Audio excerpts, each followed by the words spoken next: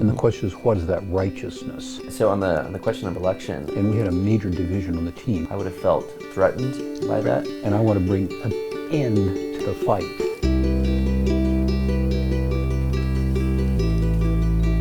Well, welcome back to our next installment of our Preaching in Babylon video series. I'm excited to be joined today by my colleague, Dr. Gerry Breshears, who is wrapping up his 43rd year of teaching here at Western Seminary. At Western. Yeah, who would have thunk? Who would have thunk? But I love Western, love being a part of the seminary here, and the reach we've got literally around the world. It's amazing. Yeah. Well, you teach theology here. I teach the whole theology sequence. I teach the whole Bible sequence. I teach about 15 different electives over the years. Just whatever I feel like teaching, I do it. Yeah, for sure. Outside of Western, you have plenty of preaching experience. I do. And so before we kind of dive into some specific questions about preaching, I'd love for you to maybe share with us a little bit about the different kinds of contexts that you've preached in, whether churches, conference, mission field. Yeah, could you just share? I did my first sermon at Calvary Baptist Church in Marikina, Philippines. Church we planted. I was a part of that church plant. And that was my first preaching experience. And then How did it go? I think it went pretty well. Nobody left. Okay. Everybody was friendly afterwards. Nobody threw anything at you? Not at all. All right. Yeah. And so I have been on the preaching team at Grace Community Church here in Gresham, just east of us, for about 25 years. Okay.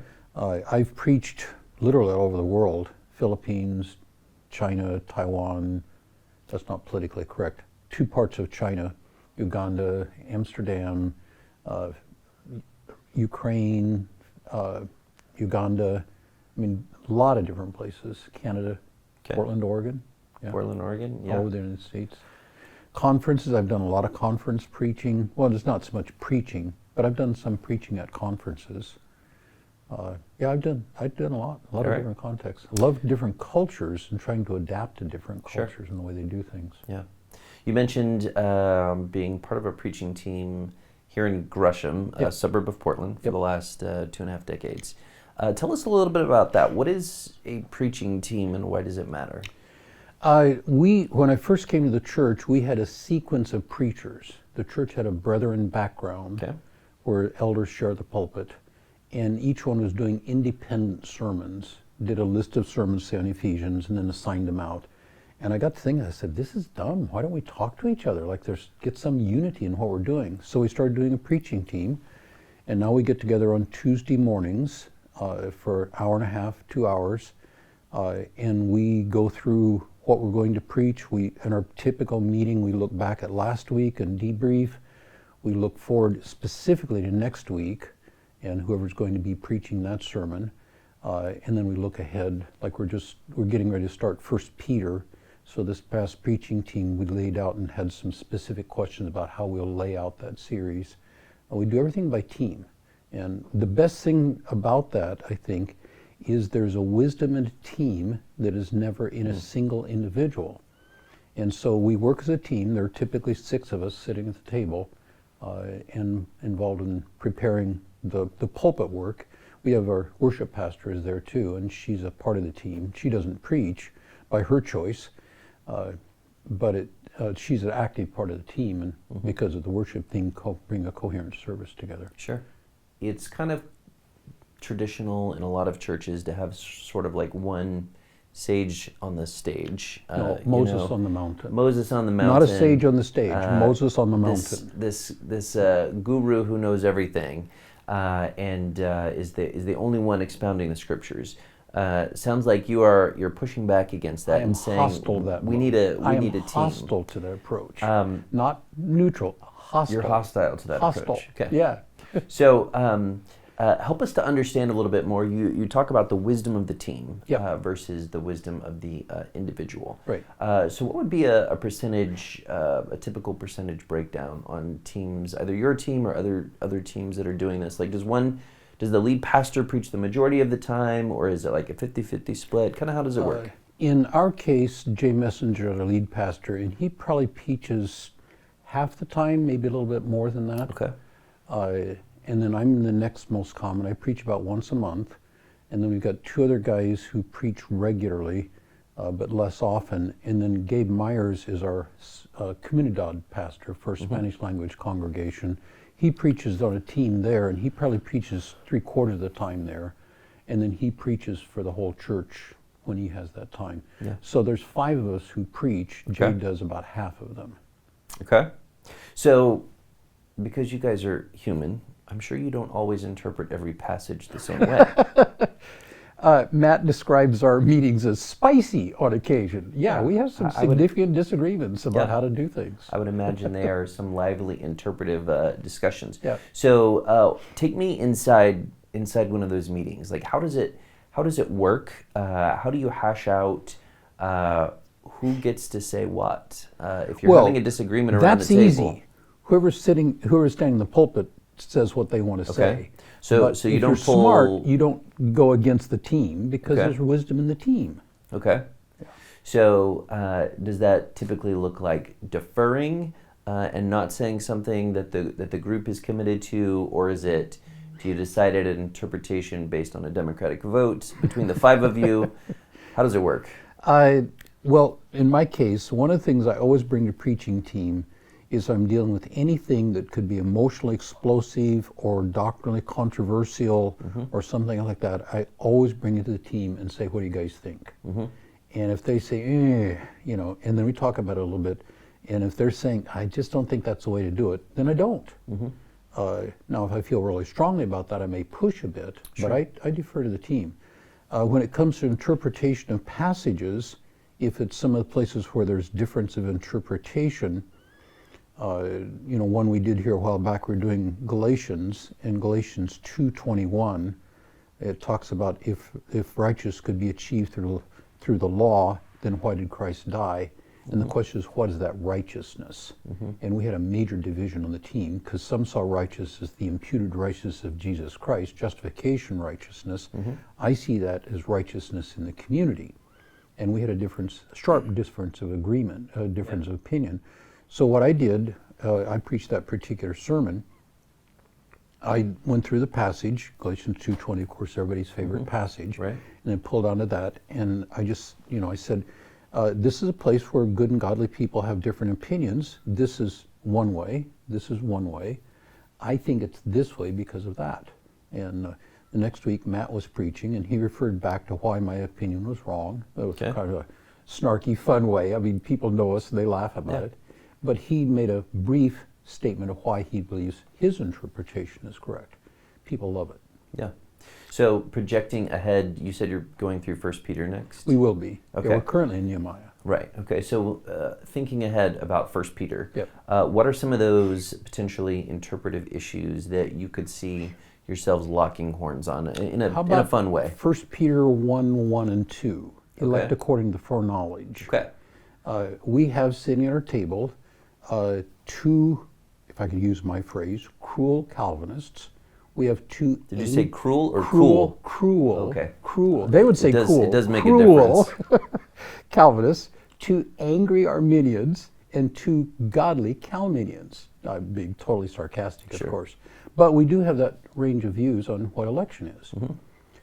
It's likely that I will preach that sermon. I mean, that's not fundamentally my choice, but I've asked for it. And one of the guys who's one of the Calvinists really wants me to do it because he knows I'll represent the different views briefly and well and give a positive perspective on that. And here's why I come out to my view. And he wants me to preach that sermon. Yeah. Because that's the way you should approach it. It's not like, this is places where it's what I call a debate for, or well within the bounds of evangelicalism, and different people connect the things in different ways. In that particular passage, 1 Peter 1:2, I don't think it's talking at all about how you get into the elect of Christ. It's what the elect of Christ is on mission to do. Yeah. So I would avoid the whole question, except you can't, because as soon as you mention elect, people's lights go on and get ready to fight. Correct. And I want to bring an end to the fight. So it doesn't sound to me like you're too nervous about people being confused by hearing different perspectives in the pulpit. No, I think they're enriched. They're enriched by difference. Within the boundaries of evangelicalism and our doctrinal statement for the church, this is a place where if I give one position as if this is the only position, then I'm immediately in a fight with a church down the street that has a different view. We want to team together in East County. We work together closely. And these are places where we differ on things, but these are family differences that we look at each other with respect and appreciation, and I think it enriches things rather than, and if it's confusing, it's because people have grown up in a particular position and think it's the only position, and I want to disabuse them of that silliness. Yeah, for sure. This is places, well, you and I disagree on a couple things. Sure. I'll keep evangelizing you, brother.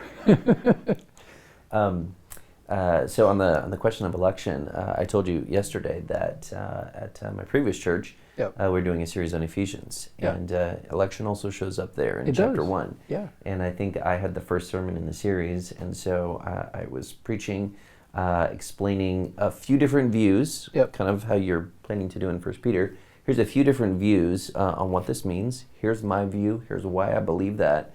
But our teaching pastor over here, who preaches once a month, he disagrees with me. He has a different view. So if you want to learn more about that this week, like go take him out for coffee or hamburgers, like hang out. And one of the things that I think when I was a little bit younger, I would have felt threatened by that and feel like everyone needs to look to me as that, like you said, Moses guy. But as I've gotten a little bit older, realized that's dangerous and I don't need that, and I don't even have all the answers anyway. Right.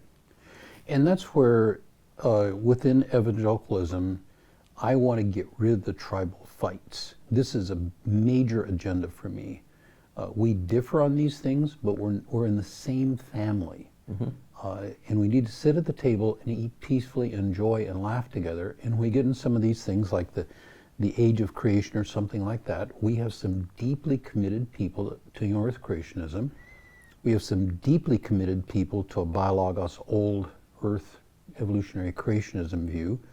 And they growl at each other when we get into this. I want to get them past that and really understand each other, respect each other, and differ with respect. Yeah. And so we're modeling something on the preaching team that we want in the entire church, and really the churches of East County. Yeah. And I think one of the keys there is on these types of issues is I don't think you're saying that these differences don't matter or that they're unimportant. They matter That's why very we growl deeply. at each other. That's right. They matter very deeply. So we're not saying on the one hand, hey, we're all saying the same thing, because we're not. Right. On the other hand, we're not saying, oh, these issues don't matter, because they do. They do. Instead, what we're saying is we ought to be able to still be friends when we're done having our disagreement. One of the things that we see in America right now is incredible division. We're screaming at each other online. We're screaming at each other in the streets. We're screaming at each other in the halls of Congress. Stop it. We can't seem to get our act together. And I do think if we can model a better way within the Church of Jesus Christ, it can help society. Yes. And what you're talking about is model it for the church on the preaching team. Yep. And so Matt makes fun of me from the pulpit, which he does pretty regularly. He's got a good sense of humor. And when I dig at him more subtly, but I mean, we're showing how much we love each other. Yeah. And we really disagree on this. We're not pretending. Let us dwell together if in peaceable, Romans 14, passage like that. Yeah. Sit together and we are on the same team. Yeah. Let's love each other. All right. Portland can feel kind of like Babylon to a lot of Christians.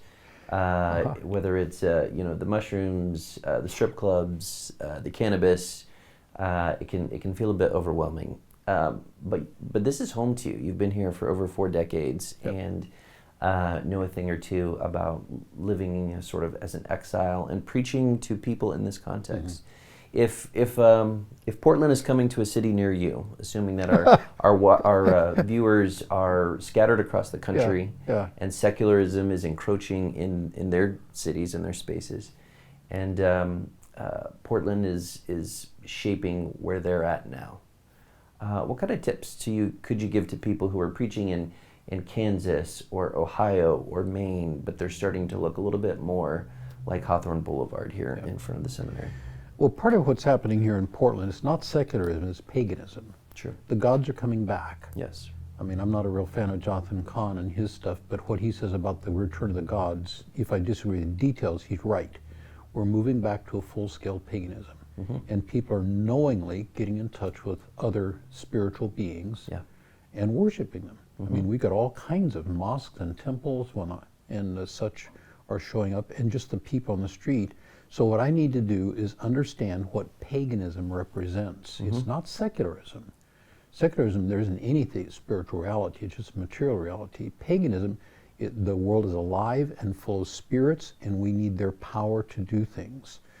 So what I need to understand, in paganism, the heart of paganism, the worldview, is I consolidate power to myself to protect myself from other powers, and then I crush my enemies. And passions are to be indulged for my immediate pleasure, individualism. Yeah. And that pagan worldview is what drives, at least here in Oregon, the west side of Oregon, that's driving things more and more. And people look for spiritual power to do these things. Yeah. And they're finding a lot of different places. The Christian worldview, I need to articulate concisely a different worldview, so we use power to serve the weak, serve the least of these, serve the worthless to me person.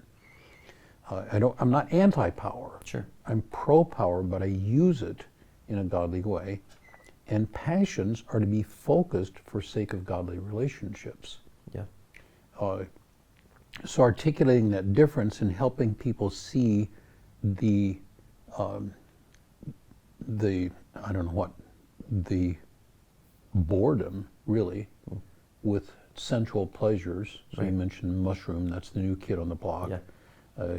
Pot is now in Portland, they're discovering the dangers of pot and they're trying to ease it up. It's not working.